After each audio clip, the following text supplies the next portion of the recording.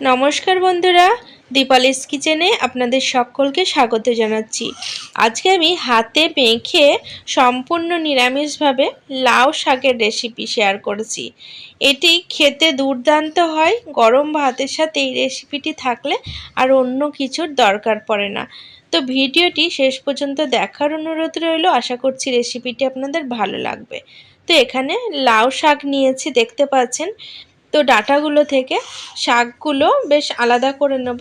তার জন্য এখানে ডগাগুলো নেব, কিন্তু গোড়ার দিক থেকে নেব না। তো প্রথমেই আমি শাকগুলোকে ভালো করে কেটে পরিষ্কার করে নেব। আর এই লাউ শাকের গায়ে কিন্তু পাতলা আঁশ থাকে, তো আঁশগুলোকেও কিন্তু এইভাবে ছাড়িয়ে ফেলতে হবে। লাউয়ের ডাঁটা শাক সমস্ত কিছু কেটে নেওয়ার পরে লাউয়ের যে শক্ত ডাঁটাগুলো থাকবে সেগুলো কিন্তু ফেলবো না।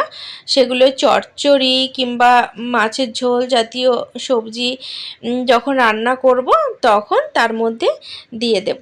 তো এখানে লাউ ডাঁটাগুলো খুব ভালোভাবে পরিষ্কার করে নিয়েছি। এবার এগুলোকে ভালো করে জল দিয়ে ধুয়ে নেব, তারপরে কেটে নেব। তো এখানে ধোয়া কিন্তু কমপ্লিট। এবার আমি ছোট ছোট টুকরো করে কেটে নেব। বন্ধুরা, ভিডিওটি যদি আপনাদের ভালো লাগে তাহলে অবশ্যই একটি লাইক করে দেওয়ার অনুরোধ করছি। আর আপনারা ভিডিওটি কে কোথা থেকে দেখছেন সেটি কিন্তু কমেন্ট বক্সে অবশ্যই জানাবেন, তাহলে আমি আপনাদের সকলকে ধন্যবাদ জানাতে পারবো। বন্ধুরা, এইটি কিন্তু একদম নিরামিষ রেসিপি, কারণ নিরামিষ দিনগুলোতে আমরা কি রান্না করব সেটা ভেবে উঠতে পারি না। তো অনায়াসে এই রান্নাটি করে ফেলতে পারেন। এই রান্নাটি যদি গরম ভাতের সাথে থাকে তাহলে কিন্তু আর অন্য কোনো সবজির দরকার পড়বে না। এই দিয়ে কিন্তু সমস্ত ভাত খাওয়া হয়ে যাবে।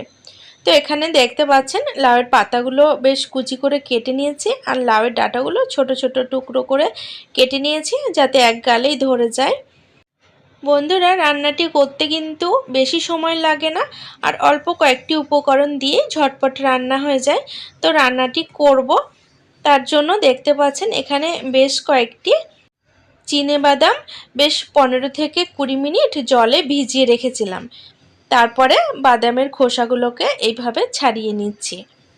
বন্ধুরা, ভিডিওটি কেমন লাগলো সেটি অবশ্যই আমাকে কমেন্ট বক্সে জানাবেন। আর আমার সাথে থাকার জন্য চ্যানেল সাবস্ক্রাইব করে বেল নোটিফিকেশনটা অবশ্যই অন করে রাখবেন, তাতে পরবর্তী ভিডিওর নোটিফিকেশনগুলো সবার আগে পেয়ে যাবেন আর ভিডিওগুলো সবার আগে দেখতে পাবেন। তো এখানে বাদামের খোসা ছাড়িয়ে নিয়েছি। এবার এই বাদামগুলোকে একটি মিক্সিং জারে দিয়েছি। এবার তার সাথে 1 টেবিল চামচ পোস্ত আর 1 টেবিল চামচ মতো সর্ষে, আর ঝালের জন্য 4 থেকে 5টা কাঁচা লঙ্কা আর অল্প পরিমাণে জল দিয়ে মশলাটা বেশ ভালোভাবে পেস্ট বানিয়ে নিলাম। আপনারা চাইলে এই মশলাটি শিলপাটাতেও সুন্দরভাবে বেটে নিতে পারেন। এদিকে লাউ শাকগুলো আমি একটি পাত্রে তুলে নিয়েছি। এবার এই পাত্রের মধ্যে আগে থেকে ছোট ছোট টুকরো করে কেটে রাখা একটি আলু দিয়ে দিচ্ছি। আলুর পরিমাণ এখানে অল্পই দিতে হবে। আর একটি ছোট সাইজের বেগুন দিয়ে দিচ্ছি। আপনারা চাইলে বেগুন কিন্তু নাও দিতে পারেন। আর এখানে স্বাদ মতো লবণ দিয়ে দিচ্ছি।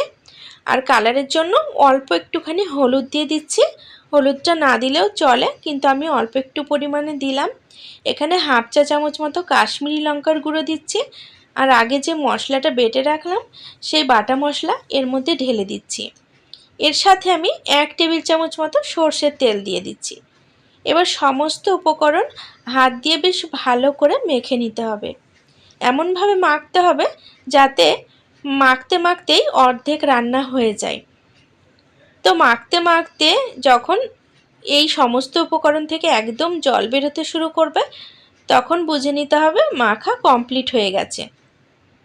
বন্ধুরা, ভিডিওটি ভালো লাগলে অবশ্যই আপনারা আপনাদের নিকটবর্তী আত্মীয় স্বজন বন্ধু বান্ধবদের সাথে রেসিপিটি শেয়ার করে নেবেন। তো লাউ শাক অনেকেই অনেকভাবে রান্না করেন, কিন্তু আজকে আমি যেভাবে রান্না করে দেখিয়েছি এইভাবে একদিন রান্না করবেন। এর স্বাদ কিন্তু দুর্দান্ত হয়। একদিন খেলে রোজ বানাতে ইচ্ছা হবে। তো এখানে কিন্তু মাখা কমপ্লিট হয়ে গেছে। শাকগুলো দেখে বুঝতে পারছেন এ থেকে অনেকটা পরিমাণে জলও বেরিয়েছে। এবার আমি এটিকে একটি সাইডে সরিয়ে রাখবো। এবার ওভেনের ওপর কড়াই বসিয়ে কড়াইয়ের ওপর 1 টেবিল চামচ মতো তেল দিলাম। তেল গরম করে নিয়ে এতে কালো জিরে আর দুটো শুকনো লঙ্কা ফোড়ন দিলাম। ফোড়ন 30 থেকে 40 সেকেন্ড মতো ভালো করে নাড়াচাড়া করে নিতে হবে। এবার আগে যে লাউ শাক মেখে রাখলাম সেটি এর মধ্যে ঢেলে দিতে হবে। এবার ওভেনের ফ্লেম একদম হাই হিটে রেখে 3 থেকে 4 মিনিট এইভাবে নাড়াচাড়া করে নেব। তো দেখে বুঝতে পারছেন কতটা পরিমাণে জল বেরিয়েছে। তো এই জল দিয়েই কিন্তু রান্না হয়ে যাবে, আমি আলাদাভাবে আর জল দেব না। তো 2 মিনিট নাড়াচাড়া করে নিয়েছি। এবার আরও 2 থেকে 3 মিনিট এইভাবে নাড়াচাড়া করে নেব। বন্ধুরা, এই রান্নাটি আপনারা আমিষভাবেও করতে পারেন, সেক্ষেত্রে পেঁয়াজ রসুন কুচি দিয়েও কিন্তু রান্না করে দেখবেন, খুবই ভালো লাগে খেতে। তো এখানে কিছুক্ষণ নাড়াচাড়া করে নিয়ে মিক্সির বাটিটা ধুয়ে অল্প একটুখানি জল এর মধ্যে দিয়ে দিচ্ছি। এবার তরকারিটা ফুটতে শুরু করেছে, এখন ভালো করে নাড়াচাড়া করে দিলাম। এবার ঢাকা লাগিয়ে মিডিয়াম টু লো ফ্লেমে 5 থেকে 7 মিনিট হতে দেব। আর 5 থেকে 7 মিনিটের মাঝে মাঝে 2-1 বার ঢাকা তুলে নাড়াচাড়া করে দেব। তো ফিরে এসেছি 5 মিনিট পর। দেখুন ঝোলের পরিমাণটা অনেকটা কমে গেছে আর সমস্ত উপকরণ কিন্তু খুব ভালো মতো সেদ্ধ হয়ে গেছে। এবার ওভেনের ফ্লেমটা একটু হাই হিটে দিয়ে তরকারিটা বেশ ভালোভাবে নাড়াচাড়া করে নিতে হবে। তো ঝোলের পরিমাণ অনেকটা রয়ে গেছে, তার জন্য ঝোল খানিকটা কম করে নেব, এতটা ঝোল কিন্তু রাখবো না। আপনারা চাইলে এর মধ্যে বড়ি ভেজেও দিতে পারেন, বড়ি দিলে কিন্তু এর স্বাদ অনেকটাই বেড়ে যায়। আমার হাতের কাছে বড়ি ছিল না, যার কারণে আমি বড়ি দিতে পারিনি। এবার ওপর থেকে আমি 1 চা চামচ মতো ভাজা মশলা দিয়ে দিচ্ছি। এখানে জিরে আর ধনে শুকনো খোলায় 2 মিনিট নাড়াচাড়া করে নিয়ে বেটে নিয়েছিলাম, তারপরে সেই মশলাটা নামানোর আগে ওপর থেকে ছড়িয়ে দিলাম। এবার তরকারিটায় দেখতে পাচ্ছেন ঝোল একদম কমে গেছে, এখন আমি এটিকে নামিয়ে নিব। আপনারা চাইলে নামানোর আগে কাঁচা সর্ষের তেল দিয়েও নামাতে পারেন, তবে আমি কিন্তু আর তেল দিচ্ছি না, এইভাবেই তরকারিটা নামিয়ে নেব। বন্ধুরা, একদিন হলেও এই রেসিপিটা বাড়িতে বানিয়ে দেখবেন, খেতে কিন্তু ভীষণই সুস্বাদু হয়। সিম্পল হলেও এর স্বাদ দুর্দান্ত। আশা করছি রেসিপিটি আপনাদের ভালো লেগেছে, একদিন হলেও বাড়িতে বানিয়ে দেখুন।